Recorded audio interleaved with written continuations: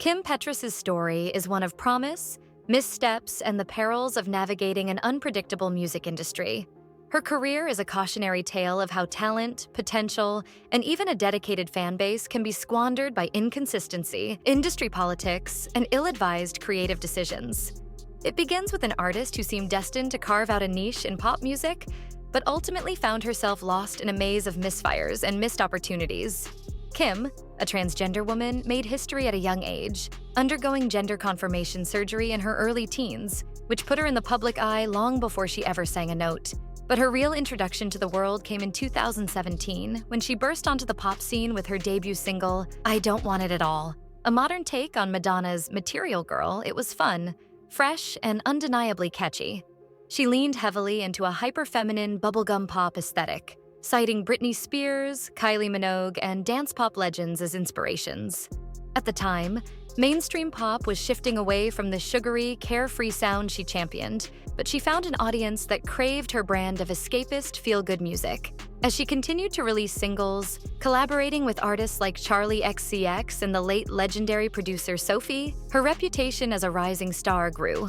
In 2019, she released what was described as a debut mixtape, Clarity, a project that delivered on the vision she had been teasing.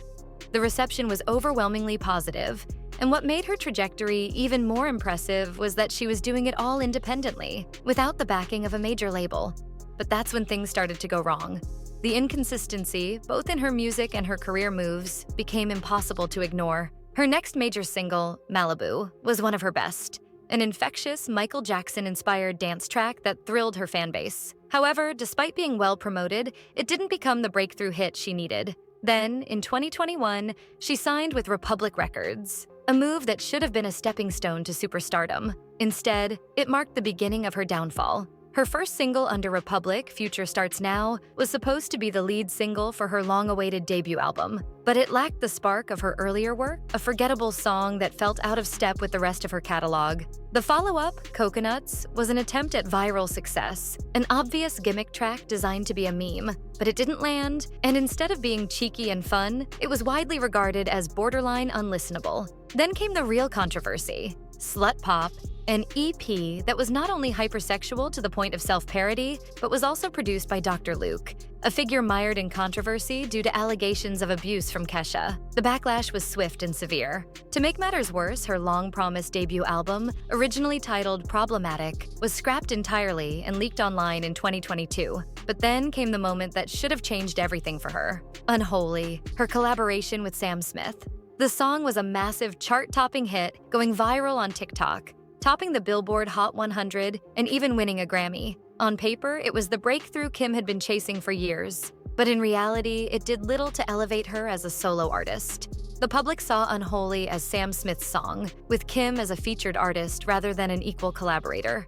It was a career-defining hit for Sam, but for Kim, it was more of a brief moment in the spotlight rather than a launching pad to something bigger. Instead of capitalizing on the momentum of Unholy, her next singles were a series of miscalculations. If Jesus Was a Rock Star was a bizarre attempt at controversy, provocative in title alone, but musically uninspired. Then came Brr and Alone featuring Nicki Minaj, neither of which made a significant impact. Each song seemed increasingly desperate, as if her team was scrambling to manufacture another hit rather than focusing on quality music. Finally, in 2023, after years of anticipation, she released her official debut album, Feed the Beast. The title was a reference to her struggles with leaks and industry turmoil, but the album itself was a disaster. Critically and commercially, it was a flop.